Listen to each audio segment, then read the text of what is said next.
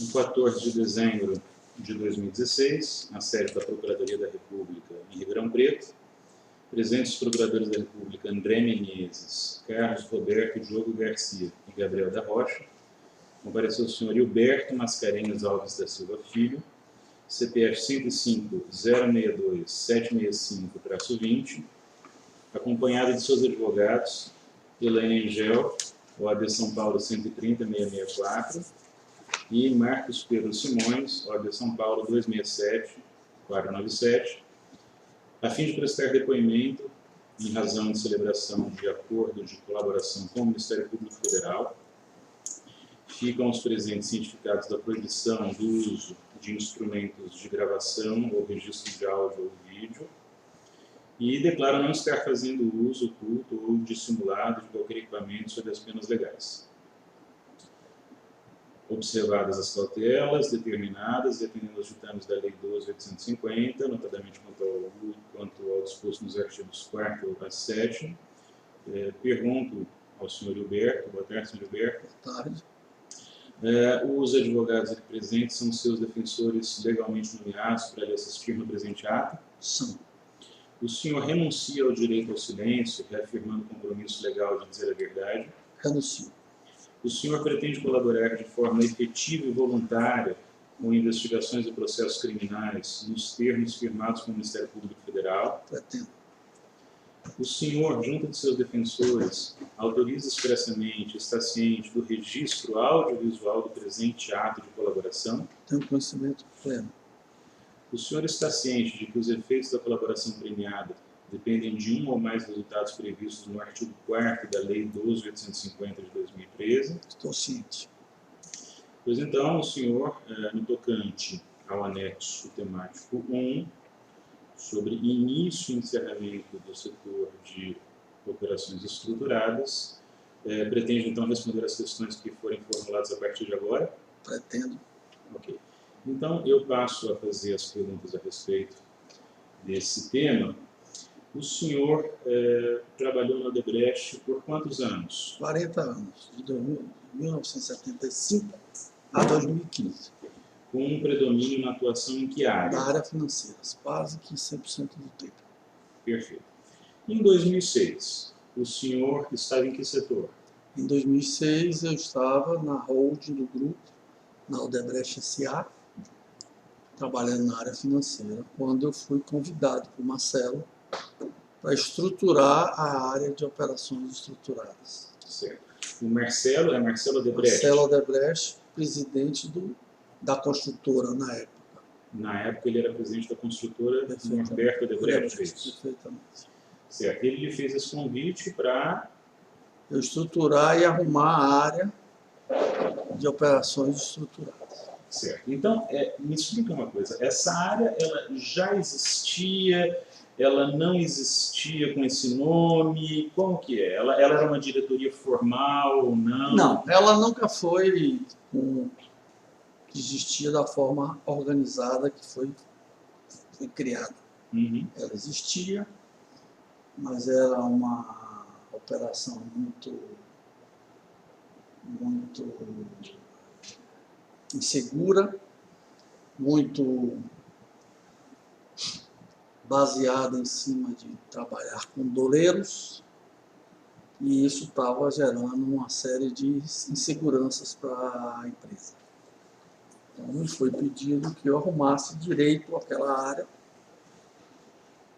para não só atender às solicitações, como também criar formas de arrumar e organizar melhor. Uma dúvida, ela foi criada formalmente, quer dizer, eles apareciam no organograma da empresa? Ela... aparecia no organograma da empresa como área de operações estruturadas. Certo. E isso a partir a partir de 2007, do momento em que o senhor... eu assumi em 2006, final de 2006. Certo. Mas a partir de 2007, na primeira arrumação da estrutura de Marcelo, da construtora de Marcelo Odebrecht, aí apareceu lá a área de operações estruturadas. Não entendo por que botaram esse nome. Antes disso, existia uma área que fazia o equivalente? Uma pessoa de outra maneira, mas não aparecia formalmente. Não Certo. aparecia, era uma pessoa, o nome dele é Antônio Ferreira da Silva Neto. Essa pessoa fez durante algum tempo os pagamentos solicitados, mas eram volumes bastante reduzidos. Essa pessoa teve um AVC, Uhum. então ficou também incapacitado de dar sequência ao trabalho. E me solicitaram que eu assumisse, arrumasse e deixasse a coisa de uma forma que estaria preparada para o crescimento do volume em função do crescimento da empresa. Certo. O senhor aceitou prontamente esse convite? Não. Eu, em princípio, neguei. Cheguei a dizer a Marcelo que eu não aceitaria esse convite. E ele me disse que isso era um convite irrecusável, que eu não tinha a opção de recusar. E eu disse a ele que então não era um convite, era uma intimação. Ele chegou a me dizer, perguntando qual era a diferença.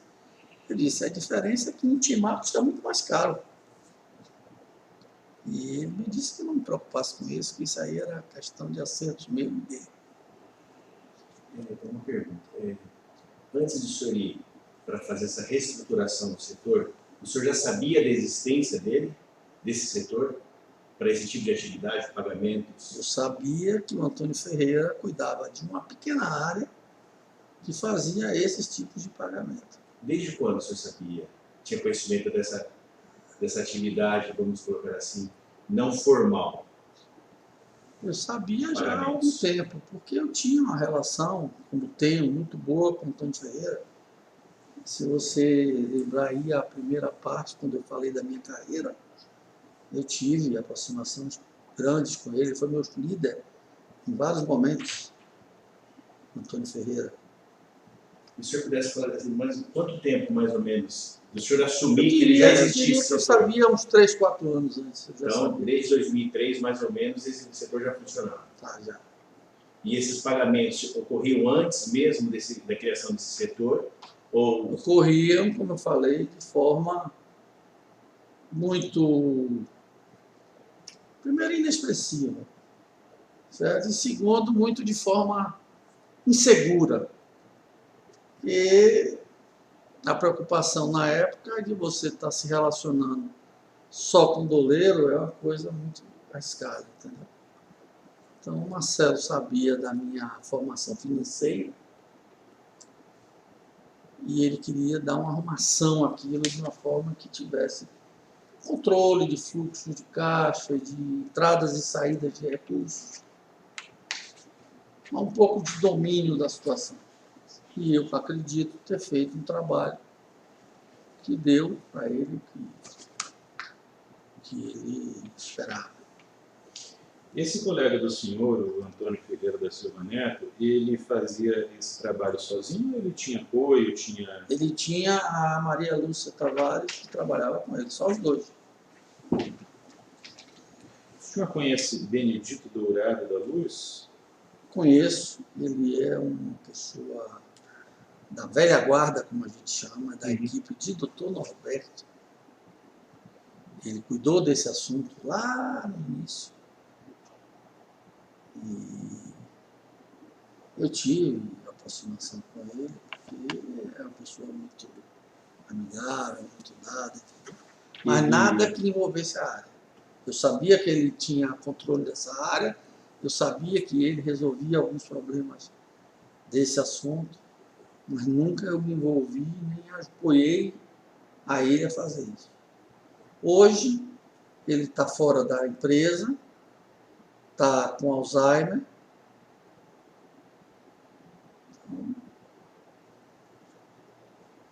O senhor disse que teve uma certa relutância em aceitar o convite. A que se deveu essa relutância do senhor? Essa área é uma área muito conflitante, é uma coisa que eu não desejaria encerrar a minha vida profissional com uma atividade dessa, como eu diria, de forma irregular. Então, quer dizer, quando o convite foi feito, já estava explícito que a finalidade era para pagamentos não declarados. Sempre teve, claro. Sempre esteve claro isso. Daí a minha relutância.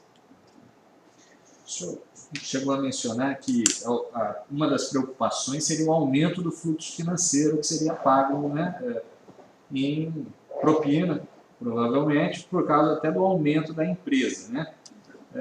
Mas como se pensou isso? Ele conhecia o que ele queria para a empresa aqui. Ele era o presidente, ele queria o crescimento da empresa, o nível de crescimento.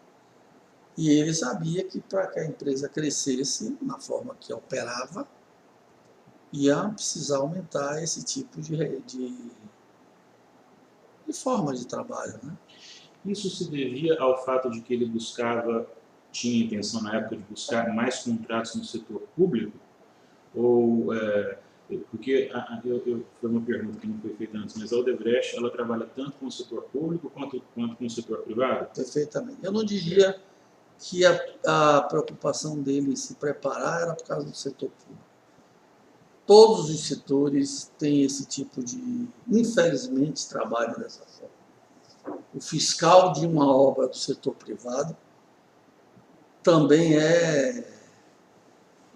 exige certos benefícios que não é do direito dele, como no setor privado.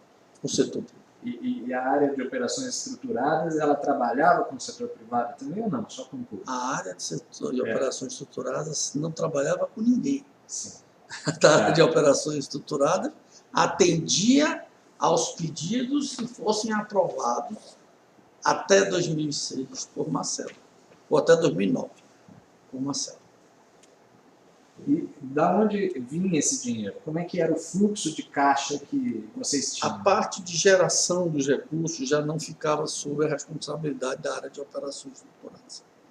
Existia uma pessoa, o nome dele é Marcos Grilo, que trabalhava montando estruturas que gerariam o Caixa 2.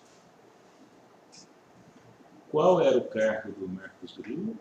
Ele tinha nível de gerência também.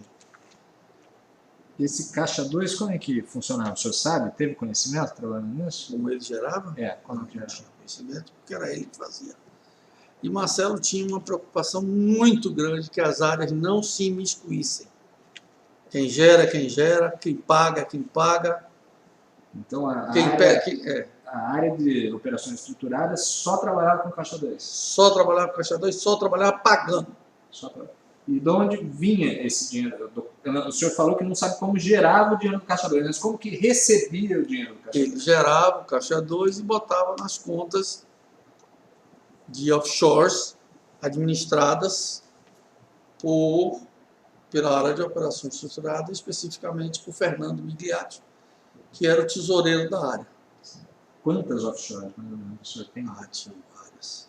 Tinha pelo menos umas 8 ou 10. O senhor tem uma lista com nomes? Não tenho. Não Lembra alguns nomes? Lembro. E os locais, pode falar de algumas para gente? Smith Nash a conta ficava na Suíça,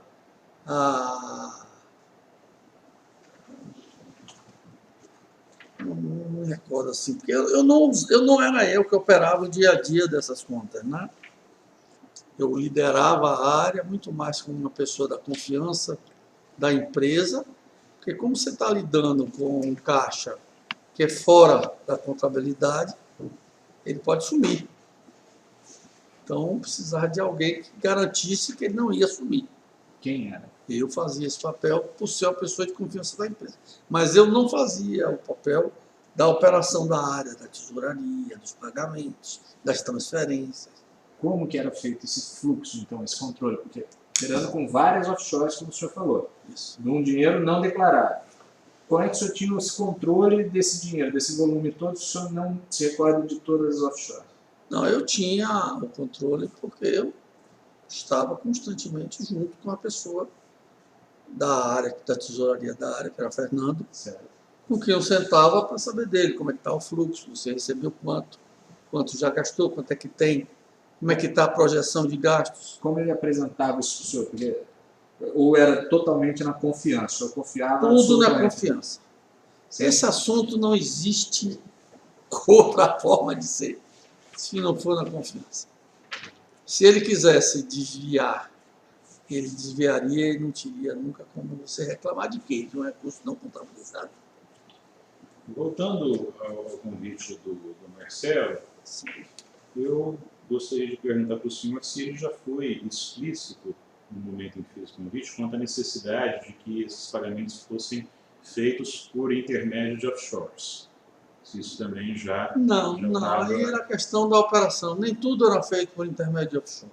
Uhum. Tinham muitos pagamentos feitos em reais no Brasil. Dependia da situação. Cada situação era uma situação. Quando o senhor aceitou o convite... Aceitei não, fui imposto. Pois não. Quando o convite lhe foi imposto, o senhor se recorda onde estava? Foi presencial? Foi na presença do... Estava na sala de Marcelo, no escritório do edifício Vila Lobos, em São Paulo. O senhor lembra dia e hora dessa... Ah, não lembro dia e hora não. O senhor tinha receio de não aceitar esse convite? Tinha. Eu tinha receio não de sair da empresa, mas eu tinha receio de continuar. Eu sabia que Marcelo iria, mais cedo ou mais tarde, assumir a holding. Era uma sequência natural do crescimento profissional dele. E eu estava na holding. Eu queria ter um trabalho com ele, mas não esse. Infelizmente, ele me convidou para isso, ele precisava de mim para isso. E ele me confiou isso. E de onde surgiu a confiança que ele tinha no senhor para fazer esse convite? Nós temos um relacionamento, nós todos somos baianos. Eu tenho um relacionamento muito próximo com o doutor Emílio, eu frequento a casa deles lá de praia. Entendeu? Então, havia uma relação de amizade. Né? Além disso, tem uma pessoa que é meu padrinho de batismo, que também na época estava na empresa e era conselheiro da empresa, que era o Dr. Vitor Gradim.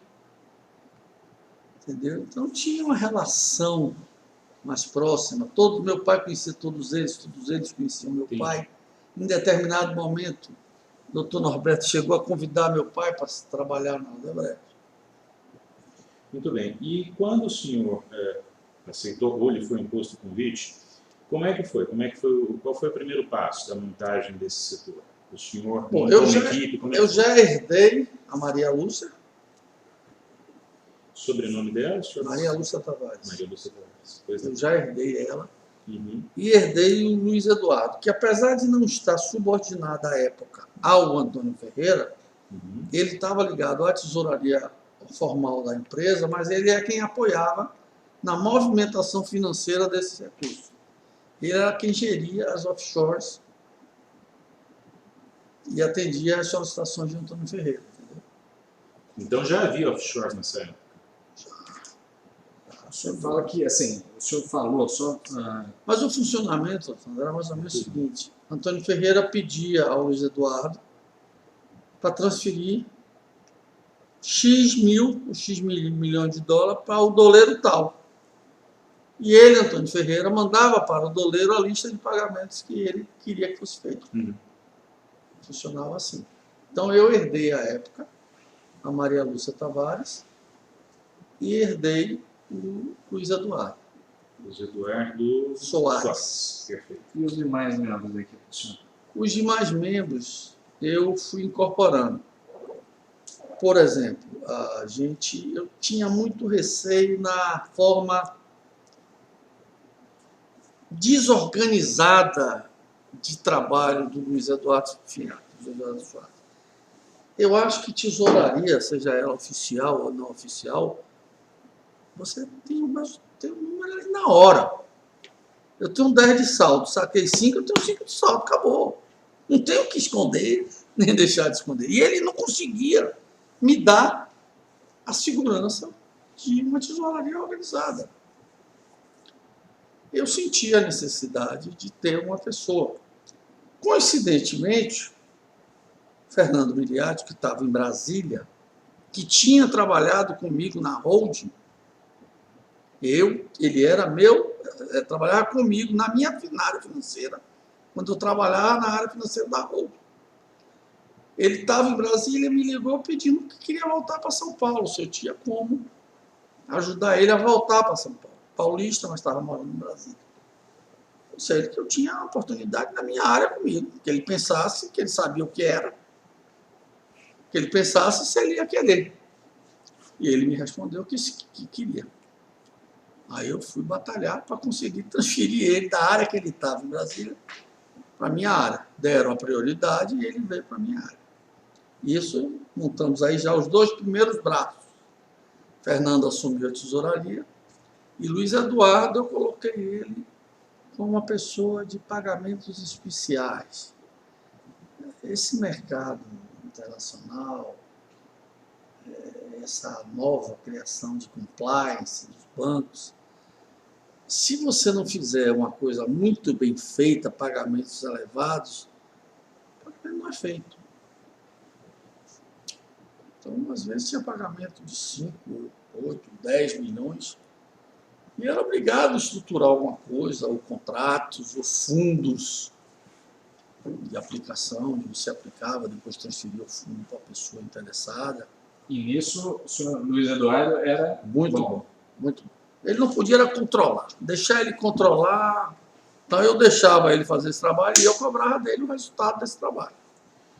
Certo. Além do senhor Fernando, o senhor convidou mais alguém Convidei. para essa área? Quem mais? Convidei a Ângela Palmeira.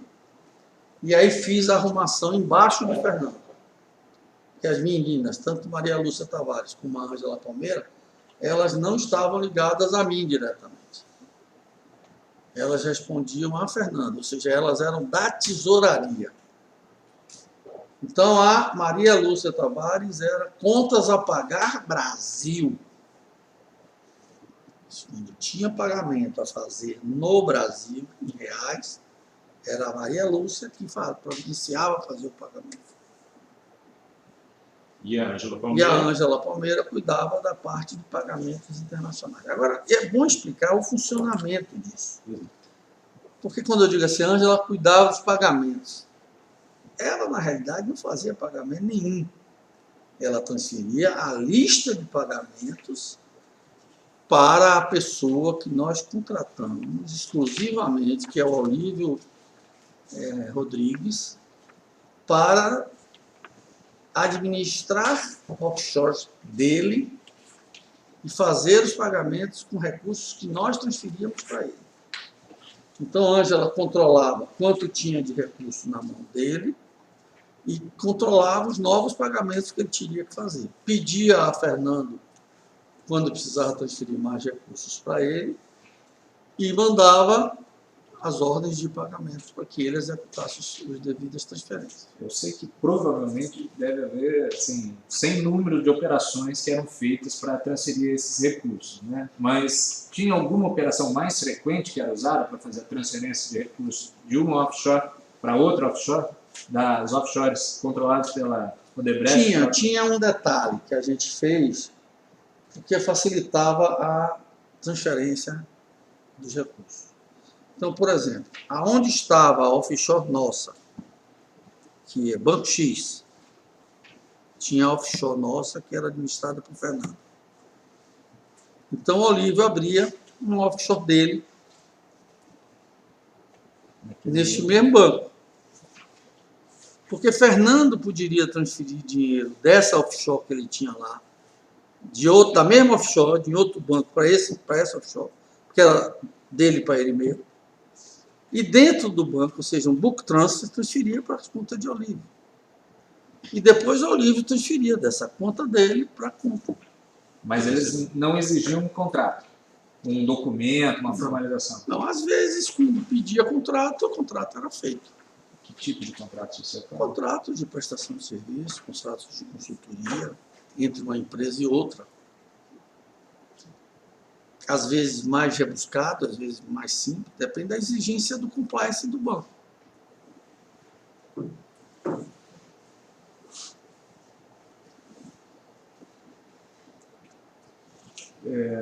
Também estou com sono, pode abrir a boca que eu também rápido.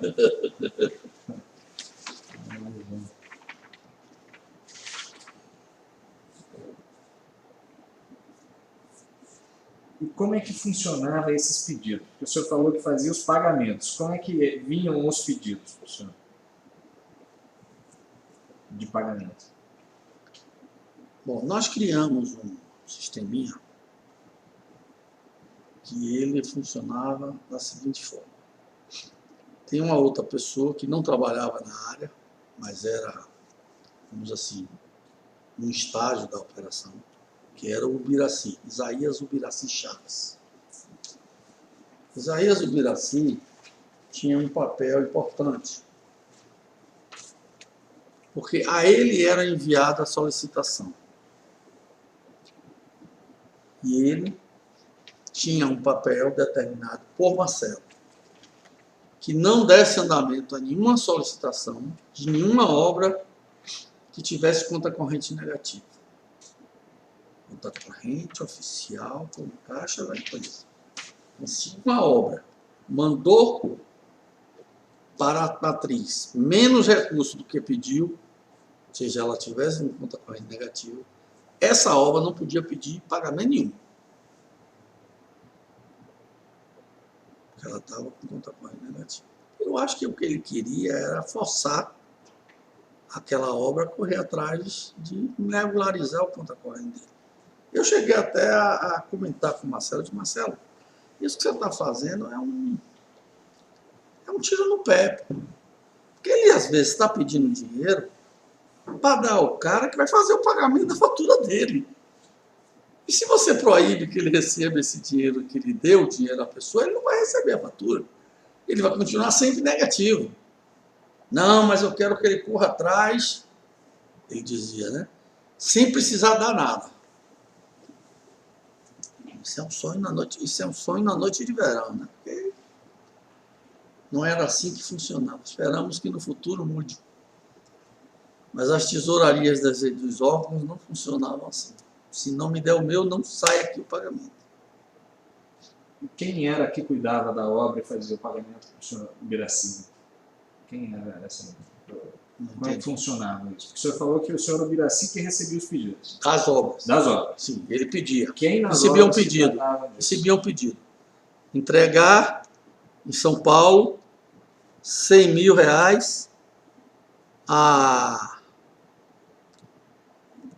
do Corno, dia tal, no local, endereço tal. Aí o Ubiraci pegava aquilo e mandava essa solicitação. É como se fosse uma requisição.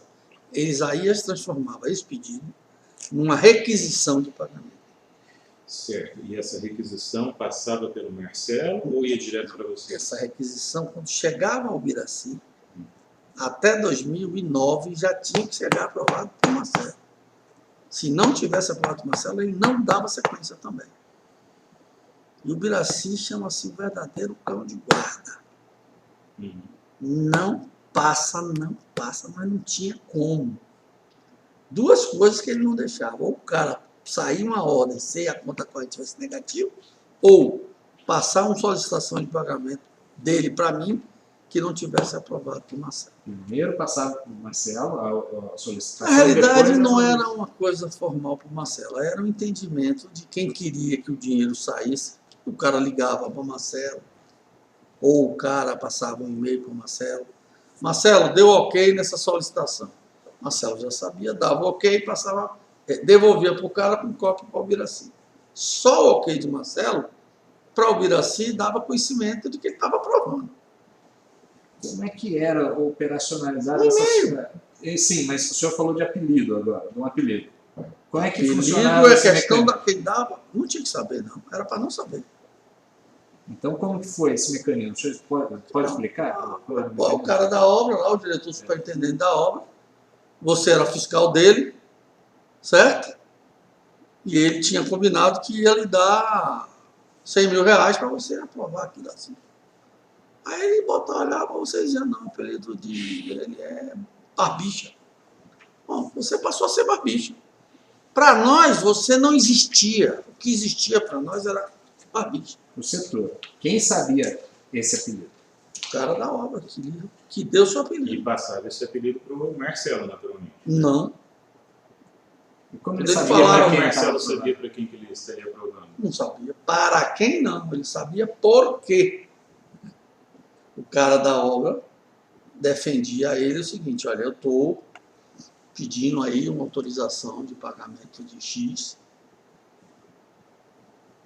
porque eu preciso que esse cara me ajude na liberação disso, daquilo, daquilo outro. Ele sabia o porquê.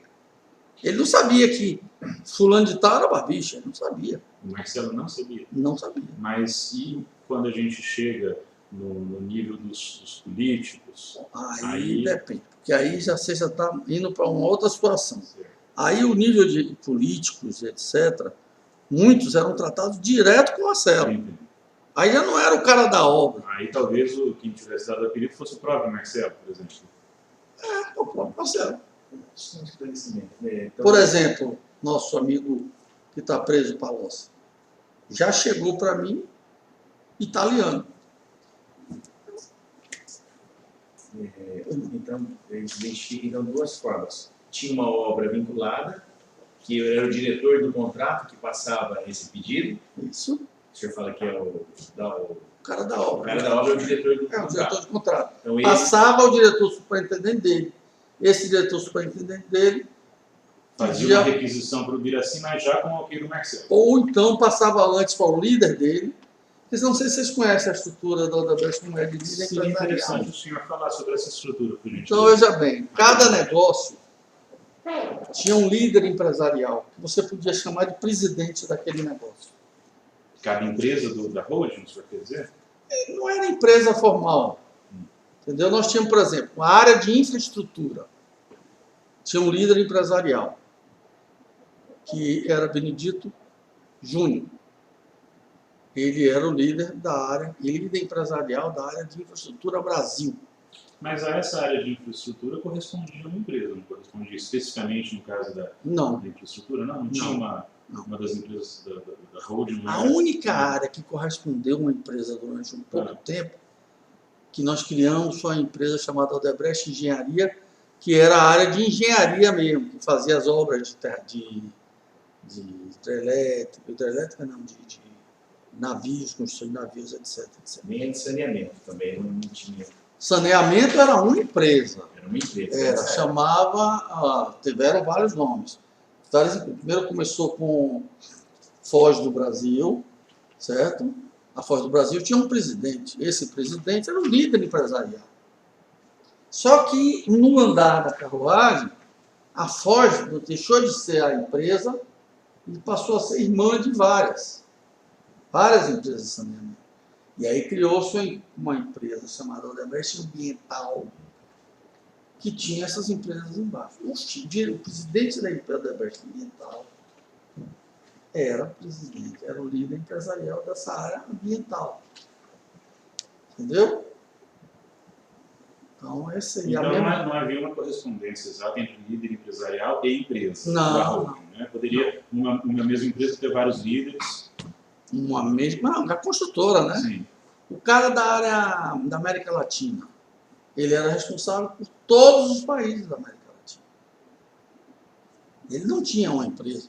Uhum. Ele era construtora da Odebrecht. Agora, no Peru, era Odebrecht Peru. Equador, Odebrecht Equador. Sucursal da construtora no Banco Odebrecht. Entendeu? Mas tudo lá estava subordinado a esse líder Brasil. Bem, aí o senhor está falando da estrutura. Então, abaixo desses líderes empresariais... Tinha os diretores e superintendentes. Certo. Certo? E qual que era a lógica da divisão dos diretores? Os diretores superintendentes por país ou por empresa dessas que eu lhe falei. O presidente é o Odebrecht Ambiental, mas tinha um diretor superintendente da Foz, tinha um outro diretor superintendente da Ceneatins, tinha outro diretor superintendente da empresa de Mauá. Quer dizer, poderia ser por ramo, por empresa ou por País. país. No caso da América do Exterior, por país. Uhum. Certo? Então você tinha um diretor superintendente no Panamá, um no Peru, um na Argentina, um no México, entendeu? E todos esses diretores superintendentes estavam subordinados ao líder empresarial da América Latina. Como essas figuras do diretor superintendente e líder empresarial se relacionavam com o setor de operações estruturadas? Qual era a relação deles com o setor? Veja bem, você tinha um programa que você fechava até 2009 com uma série. Então, vamos dizer, o cidadão lá, o líder, o diretor superintendente do Peru, ele tinha lá alguns milhões de dólares para receber do órgão tal, vamos dizer, da Eletroperu. E ele precisava receber 200 milhões de dólares e ele tinha que dar 1%, 2 milhões de dólares, ao cidadão que ia ajudar ele a receber. Ele acertava a vida dele com o líder empresarial da América Latina. E olha, eu preciso investir 2 milhões aqui nesse cara, que eu botei o codinome de Barba, certo? E ele vai me ajudar nisso. Você aprova? O cara dizia aprova. Até 2009, essa aprovação tinha que ser passada por Marcelo. Entendeu? Aí esse líder da América Latina ia a Marcelo, e dizia, Marcelo, eu quero que você aprove isso aí. Aí essa aprovação ia para o Biraci.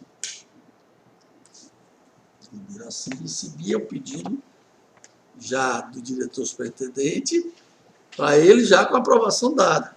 E ele dava andamento ao assunto. Certo? Quando ele recebia, que ele fazia a requisição dentro do próprio sistema, que ele dava ok, automaticamente caía lá na nossa equipe de Salvador. O senhor está falando do Biraci, né? Que entrava no sistema Ele e fazia a requisição. Depois de aprovada, etc, etc. Depois de aprovada pelo Marcelo, até 2009. Isso. Depois de 2009, pelos próprios líderes empresariais. Houve uma descentralização dessa aprovação. Marcelo me fodeu, deu. Quem que é? Eu disse a ele, você acabou de me foder, cara. Porque se você me tirou de um chefe para 6. Não, eu quero que você fiscalize isso. Eu não estou como fiscalizar esses caras. Os caras são os caras que ganham dinheiro, que geram dinheiro para a empresa. Eu estou como fiscalizar ele. Eu posso dizer a ele que ele está pedindo dinheiro demais. É o único que eu posso dizer. O senhor não podia recusar o pedido. Não tinha autoridade. Feito o pedido, o senhor tinha que gerar... Feito o pedido, autoridade... Não, se não tivesse dinheiro, você podia dizer, eu estou sem dinheiro. Reclame com quem tem que gerar. Sim. Mas uma vez que tivesse caixa no setor, eu pagava. Feito o pedido, o senhor tinha que pagar. E vigorando ainda aquela questão do saldo positivo na conta corrente? Vigorando ainda o saldo positivo na conta corrente. Isso aí vigorou sempre. O senhor falou em 6 chefes aí. O senhor lembra os nomes dos principais? Das pessoas? É. Ou das áreas? Não, das pessoas. Vamos lá, os líderes da época. Eu já falei aqui. Benedito Júnior, líder de infraestrutura. Mameri, líder da América Latina. Desculpa, o nome completo, por gentileza. Mameri é o nome? José Antônio Mameri. Luiz Antônio Mameri. Luiz Antônio Mameri. Okay. Márcio Farias, da área de engenharia industrial. Fernando Reis, da área ambiental. 5. Da Aldebrecht Óleo e Gás, Roberto Ramos. 5. E o 6º, que era responsável pela área da África e Europa, que era Ernesto Baiardi. A partir de 2009, quando houve essa descentralização das autorizações, o Biraci continuou participando? Continuou. E aí... E era o filtro para chegar a mim. Certo. Então, ele exigia do diretor superintendente que tivesse a aprovação do líder, do chefe dele. Entendi. Se o cara do Panamá se fizesse um pedido e não tivesse a aprovação do Luiz Antônio Mameri, passava. Ele devolvia. Alguns pontos. Em alguma vez o senhor não deu cumprimento a um pedido autorizado por falta de caixa? Tiveram algumas oportunidades. Muita solicitação e pouco dinheiro. Mas era a exceção. Normalmente a gente atendia. Porque, veja bem, uma solicitação dessa, Não se faz um pagamento no mercado internacional financeiro de $1 milhão, de $2 milhões, não se faz uma transferência assim. Isso você parcela. Então, eles já sabiam e falavam com o interessado final. É $1 milhão, você vai receber uma de 400 e duas de 300. Nos próximos 3 semanas. Cada semana você recebe um valor. Porque não passa, meu amigo. O banco não deixa. Apesar do senhor ter feito a observação que muitas coisas o senhor não tinha conhecimento, porque fugia do escopo da sua área, mas o senhor demonstrou uma certa experiência, eu consegui entender como funcionava mais ou menos essa sistemática. Sim. Em relação aos pagamentos vinculados à obra, ou seja, tem um diretor de contrato, o senhor em algum momento soube de como que era feita, ou quem era o responsável por fazer essa cooptação de um agente público? Ou seja, O diretor do próprio contrato, porque para ele saber que ele Porque, podia... veja bem, o Carlos, é o seguinte, varia de quem é a pessoa que você está querendo atingir. Se é o fiscal da obra, da área de produção, é o gerente de produção. O gerente de produção é quem lidar com o fiscal da obra. Está fiscalizando ele. Entendeu?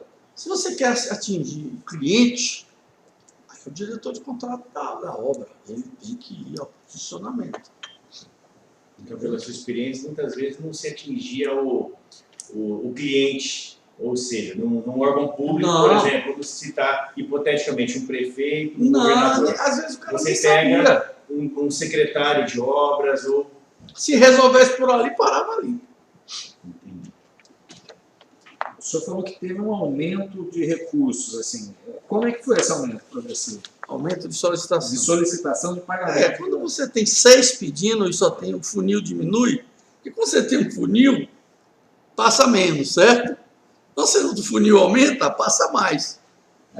O senhor apresentou uns documentos, né, de colaboração, de corroboração das informações. Por exemplo, nessa questão de volume, a gente tem uma planilha aqui que é valor aproximado de recursos movimentados pela área de operações estruturadas, que é o 1B. É o documento de corroboração 1B, de 2006 a 2014. É isso mesmo? Teve esse aumento expressivo? Teve, exatamente. Isso preocupava o senhor? O senhor chegou a discutir essa questão? Foi o que eu disse. Eu fui a Marcelo várias vezes. Marcelo, olha para isso. Não tem condição. 730 milhões de dólares é mais de bilhão. Nem o mercado tem essa disponibilidade de dinheiro por fora. E nem tem como você operar isso, rapaz. Isso aqui é suicídio. Suicídio financeiro, você quer dizer, né? É suicídio financeiro, suicídio de risco, suicídio de segurança, suicídio de tudo. E qual era a resposta dele quando o senhor fazia essas ponderações? Vamos segurar, vamos falar, vamos pedir aos caras das obras para segurar. Os caras não seguram, não, rapaz. A Odebrecht tem o seguinte, ela tem um sistema de trabalhar que é o seguinte, ela trabalha em parceria, onde você tem um planejamento para dar um determinado resultado. Se você der aquele resultado, você ganha tanto na física. Então você quer que o mundo se acabe. Você quer atingir aquela meta para você botar no seu bolso o seu $1 milhão. Nos bônus. Os bônus. Uhum. Então, fazia qualquer coisa que tinha que fazer para poder atingir. Então, você pedir para um cara desse, que queria aumentar o faturamento da obra dele, mas que o faturamento da obra dele, para aumentar, ele tinha que fazer um aditivo, e esse aditivo estava em cima da mesa de alguém que não estava aprovando, ele ia fazer uma miséria para aprovar esse aditivo, aumentar a obra, aumentar a obra. E ele não se preocupava, então, ele, pessoa, Marcelo, não se preocupava muito com isso. Preocupava muito, mas ele não tinha como segurar. Ao mesmo tempo que ele se preocupava, nas reuniões trimestrais ele dava corda, mas não para isso. E o senhor apresentava esses números? Como é que funcionava? Não, Não apresentava. Por quê? ele não queria. Não queria por quê? O que Ele ele não falou? queria que eu apresentasse nas reuniões O senhor Não quero. participava dessas reuniões trimestrais. trimestrais, Certo. que era a reunião normal de avaliação de qualquer empresa, onde cada líder apresentava o consolidado dele, certo? Apresentava os problemas e os necessidades de apoio que ele tinha, certo? E aí a holding depois, quando o Marcelo já estava na holding, eu apresentava consolidado, a soma de todo mundo e a identificação dos problemas de cada um deles. Ele não queria que eu apresentasse esses números nessa reunião. Ele falou um motivo, senhor? Ele achava que isso não era positivo. O que é que você vai ganhar? Dizer que gastou 420 mil dólares.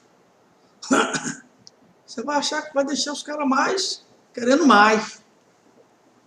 E o senhor disse ao mesmo tempo que ele dizia que queria segurar, por outro lado dava corda. Esse dar corda... Mas dar corda não nisso. Eu sei, ele não dizia para as pessoas usarem isso. Sim. Não. Ele dizia o seguinte, temos que atingir a meta. A nossa meta não está sendo atingida. Temos que atingir. Punha pilha, como se diz. Punha pilha para o cara atingir a meta do planejamento. Uhum. Se era consequência para usar mais esses recursos, é outra coisa. Aí é consequência. Era problema do líder empresarial. Não era problema de Gilberto se fuder para resolver. Tem 2 e-mails que o senhor apresentou também sobre questão de volume de recursos que foram anexados aqui com prova de corroboração 1C e 1D. Então, um ficou com o nome 1C, seletividade, e 1D, redução. Isso aqui Consta esse e-mail do senhor Marcelo para o senhor falando de seletividade Ele está me dizendo aqui que ele já tinha conversado com os líderes empresariais dele para que essas pessoas tivessem mais seletividade. Acho que o pessoal, esse líder, já entendeu a necessidade da seletividade. Por que em 2014, especificamente? Porque, assim, ó, naquela planilha que o senhor apresentou, 2006, 60 milhões, 2007, 80 milhões, 2008, 120, 2009, 260, 2010, 420, vai subindo absurdamente até em 2012, 2013, cerca de 730 milhões de dólares, né, em pagamentos. 2014 cai para 450. Sabe por quê? Porque eu já estava de saco cheio de falar. E aí eu pressionei. Os outros anos eu falava. Estava preocupado, aluno. Estava preocupado, muita gente participando desse assunto, nas obras. E ele falava com os líderes dele, mas não com a veemência que deu em 2014, porque essa eu fui na sala dele e pressionei ele. Eu digo, não dá, cara. Não dá. Vai chegar em quanto? Estamos com 450. Vai chegar a quanto isso? Aí eu chamei a atenção dele. Talvez eu tenha sido o responsável por não ter feito isso em 2012. Talvez eu chamasse a atenção dele veemente em 2012, não tivesse acontecido o repeteco em 2013. Mas, meu amigo, o presidente, dono da empresa é ele, não era eu. Quanto o senhor considerava um volume viável desse? Zero. Sobre esses e-mails aqui... Eu pedia um formalismo, entendeu? Não, a questão não era o dinheiro, era um formalismo. Vamos tratar esse assunto como um extra, uma necessidade.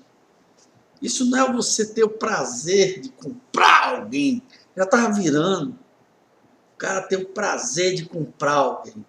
Isso aí me incomodava. Questão mais de exercício do poder empresarial. Exercício do poder e falta de formalismo, achando que qualquer coisa resolve. Que era justamente o contrário do que se imaginou no momento que se estruturou essa área. Era isso. Era.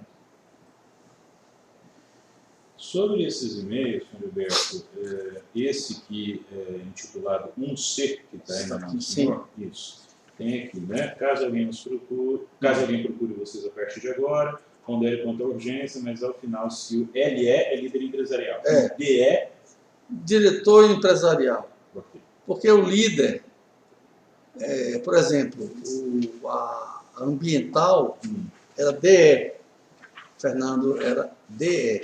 Okay. Ele não era um LE, entendeu? existisse DE na estrutura. Existia também. LE barra DE, é a mesma coisa, Ah, sim, só para dividir dentro, porque o nível de responsabilidade também era outro. certo. O LE era acima do DE. Tinha mais. Não existia abaixo do LA nenhum DE, Entendi. entendeu? Mas o Mas LE existia um lado, opa. Entendi. Então eu estou aqui e o outro lado está aqui. Certo. Ou seja, o LE tinha uma responsabilidade maior por atingir determinados resultados. Certo. E ainda sobre o mesmo e-mail, na última frase, não nos iludamos que no início do ano teremos que pôr o fluxo em ordem. O que se quis dizer com essa expressão, pôr o fluxo em ordem? Não faltar dinheiro. Esse ano aqui, Uhum. faltou dinheiro, meu amigo. Começou a faltar dinheiro. Em relação ao outro e-mail, esse que está embaixo, Sim. intitulado 1D. Esse e-mail ele tem algumas abreviaturas, né? Então, começando lá em cima, me atualizando com FM. FM. Fernando Miliati, Ok. trabalhava comigo. Uhum. Na terceira linha, né, mais ou menos 50 MM, naturalmente milhões. 50 mil milhões. São Milhões de dólares ou de reais? dólar. Dólar. Quer dizer, a moeda corrente para as comunicações era o dólar. E aí, mais abaixo, né, na fala do Marcelo, já orientei os LEs, que usam mais operações estruturadas, para dar uma segurada geral. Quer dizer, Marcelo chamou os LEs, Sim. criou um patamar de 50 mil milhões Uhum. e disse, até isso aqui vocês vão. Uhum. Negociou com todos eles, deu a soma. Isso eu vou pedir o Humberto para atender. Não vai atender mais nada. Porque ele queria frear. Como se Entendeu? fosse um freio de arrumação. Exatamente, exatamente. E a Tentativa de HS aqui é Foi o o nome do Humberto senhor, Silva. né? Perfeito, muito obrigado. Temos uma pergunta só, senhor Humberto, sobre a forma que eram feitos os pagamentos. O senhor falou, nem todos os pagamentos eram offshore, alguns eram dinheiro no Brasil. Como é que se operacionalizava, uma vez com esse dinheiro, como é que era feita a distribuição? Veja bem. Os nossos, as pessoas que nos atendiam para o exterior, era Olívio principalmente. Certo? O livro era o quê? Olívio era o cara que tinha as offshores Sim, dele, com recurso nosso, e a quem era solicitado por Ângela determinado pagamento. Só um parênteses, ele já tinha essas offshores antes ou ele abriu essas offshores a pedido do setor de Abriu operações essas estruturadas? offshores a pedido nosso. Ok. Ele tinha, antes de trabalhar nessa área, uma corretora de câmbio. Aí ele vendeu a corretora de câmbio e trabalhou para a gente assim. O senhor já conhecia ele? Quem apresentou? Eu conhecia ele porque ele fazia câmbio para a empresa. Ele já fazia câmbio para a empresa. Em determinado momento eu tive um problema de câmbio com o Banco Central e aí ele foi ajudar, porque ele era um expert nessa área de câmbio. Então foi o senhor que o selecionou e que o trouxe para essa função de titular das offshores. Foi eu que selecionei, aí tem uma série de situações, né? Ele teve interesse, me procurou, entendeu? Me procurou, dizendo que era uma oportunidade para ele. Aí eu coloquei certas exigências, principalmente a da exclusividade. Ele não podia atender outras empresas. Que problema o senhor teve no Banco Central que resultou nessa seleção do... Aí era uma empresa chamada Odebrecht Serviços de Infraestrutura. Ela fez uma operação em determinado momento de financiamento no exterior. E esses recursos foram financiados no exterior por uma empresa offshore registrada dessa empresa Odebrecht Serviços de Infraestrutura. E esse dinheiro foi recebido e foi enviado para o Brasil. Certo? E tinha os pagamentos desse financiamento. Era um financiamento normal. Esses pagamentos que tinham que ser feitos tinham datas de vencimento das prestações. E o cidadão do Banco Central, quando a gente pedia autorização para fazer o pagamento, demorava. E o pagamento tinha que ser feito, porque o banco estava lá fora cobrando. Aí a gente usava a CC5 e fazia o pagamento. Depois a gente tinha que regularizar essa situação. Fazer pagamento, de certa forma, irregular para garantir... Não, irregular não. Garantir Irregular não. A lei permitia usar a CC5. E estava tudo... Era uma dívida que tinha contabilizada, era uma dívida. Essa dívida existia, estava contabilizada na empresa. A gente pedia autorização para mandar os dividendos para essa empresa offshore, que ela, com esse dinheiro dos dividendos, faria o pagamento. O Banco Central não liberava para a gente fazer a remessa dos dividendos. A gente usava o caminho da CC5, que é legal, certo? A gente era legal, porque hoje já não tem mais a CC5. Fazia esse caminho, fazia o pagamento, certo? E depois que o Banco Central autorizasse, a gente ia enviar um outro recurso para lá, e aí, em vez de pagar a dívida que já tinha sido paga, a empresa devolveria para poder resolver o problema cambial para o Brasil. Sem problema, tudo legal, nada ilegal. Essa offshore era do grupo... Era dessa empresa, da Odebrecht Serviço Limitada. Então não tinha em nenhum momento... Em nenhum momento era nada ilegal. Não era para pagar uma operação... Nada, zero. Tudo correto. Nada, zero. O problema aí foi uma questão de que o cara do Banco Central se chateou porque a gente usou o artifício da CC5, um artifício legal. Entendeu? Porque ele quis que a gente ficasse na mão dele, achando que não iríamos dar um jeito para pagar o banco. A gente não ia pagar o banco, ia ficar em default, ia ser um problema para a organização. Mas só por perseguição, acho que era uma perseguição sem nenhuma razão. Não era uma perseguição, acho que foi um mal entendido entre Fernando Migliaccio, que trabalhava na época comigo. Ele era o tesoureiro da Odebrecht, Serviço de Infraestrutura, e ele se aborreceu lá com o cara. Não é que o cara não deu autorização. Ele demorou mais do que o normal. Senhor Neto, por que os recursos de Caixa 2 eram só no exterior e não aqui no Brasil? Os recursos de Caixa 2 que passavam pelo setor de operações estruturadas era só fora e não aqui no Brasil, a geração desses recursos. Por que não se gerava? Porque o senhor está falando que passava recursos lá fora para ele fazer aqui, né? Como é que funcionava esse pagamento? Não, ele disse a você que eu não conheço a forma de geração. Certo. Mas eu sei que elas todas eram feitas no exterior. E por que isso, não aqui? Por vários motivos. Primeiro que a gente tem vários países no exterior com resultados fenomenais. Certo? Em países, inclusive, onde o planejamento fiscal não é proibido. Porque o Brasil é proibido, mas em determinados países não é. Então você fazia um planejamento fiscal lá, reduzia o lucro, sobrava caixa. Esse caixa você usava onde você quisesse. E outra coisa, você não tinha que fazer nenhuma operação de subempreiteiro, nem nada aqui dentro do Brasil. Isso é coisa de antigamente. Nós já tivemos problema no passado de fazer caixa 2 aqui, chamando subempreiteiro para dar nota fiscal, isso é coisa de... Isso foi as outras que fizeram.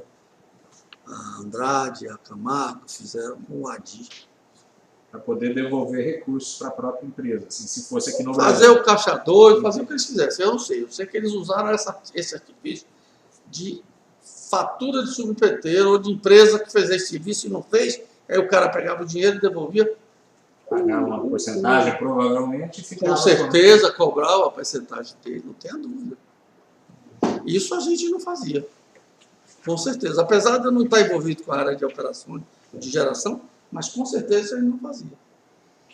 Uma outra coisa essencial aí na questão do fluxo, né? Então, a geração já entrava nas offshores e a chegada do recurso ao Brasil se dava sempre via dólar cabo.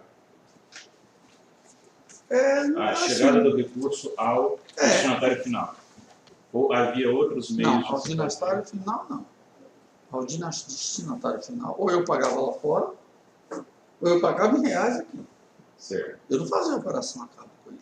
Uhum. Eu chegava, comprava os meus reais, aí sim a cabo, cabo invertido, né? Sim. E entregava os reais a quem era de direito aqui. Quem eram esses operadores aí, doleiros, que faziam os principais? Eu tive, por exemplo, eu cito aí, tá no relatório, uma pessoa que vendeu muito real para a gente, que foi a cervejaria Itaipava. Nós vamos tratar. Ela vendeu muito reais para a gente. Outros doleiros, o senhor se recorda de alguns? Quem vendeu reais para a gente? É. O Sami, está aí citado também. Ele vendia reais, mas ele não vendia nota. Sami, por acaso, é irmão do Adi. Ele está preso hoje no Rio de Janeiro. E as entregas, como é que eram feitas? Aí eram outras pessoas. Já eram outras O pessoas. senhor tem o nome delas? Tem, estão citados aí. Principalmente, se fosse Rio de Janeiro, era o Álvaro José Novinho, está aí citado. Ele era o principal a fazer entrega. Ou então o Juca. Qual era o nome do Juca, senhor Gilberto? O nome dele? É. O nome dele é Vinícius. Mas eu não sei o sobrenome. E o escritório dele, quer dizer, como é que a O gente escritório pode dele é no identificar? Uruguai. Você não vai identificar. O Álvaro José Novice. Ele não vendia o real, ele só entregava o dinheiro. Só entregar. Como é que era feito isso? Então, alguém vendia, passava para ele Não, rapaz, nós comprávamos de outro. 10 milhões de reais na mão da Itaipava e entregava a eles 10 milhões de reais. E ele ia toda semana pedindo e ele entregando até acabar. E esses entregadores, quem é que passava o nome do destinatário para eles? Se, em tese, é o setor de operações estruturado Passava não o tinha número, pessoa. o nome. O nome você fala de codinome, né? Como que ele sabia que aquele codinome era a pessoa para quem ele deveria entregar? A senha. Tinha uma senha. Tinha. Entendeu? Como é que funcionava essa senha? No início, funcionava da seguinte forma. Álvaro criava um determinado local, um escritório, alguma coisa, e a área de operações estruturadas passava o endereço desse escritório para o diretor de contrato, para quem seja, Uhum. e o diretor de contrato passava para a pessoa ir buscar. Certo? Certo. Isso era no início. Mas isso começou a ficar arriscado. Álvaro foi assaltado, inclusive. Porque, às vezes, o cara passava o endereço e ele não ia buscar. E aí o dinheiro ficava. Roberto, eu só pedir uma licença. Mas eu vou interromper o vídeo aqui, porque eu estou achando que o vídeo interrompeu aqui já. E aí a gente faz a leitura de continuação. Né? Se estiver gravando, estamos interrompendo aqui.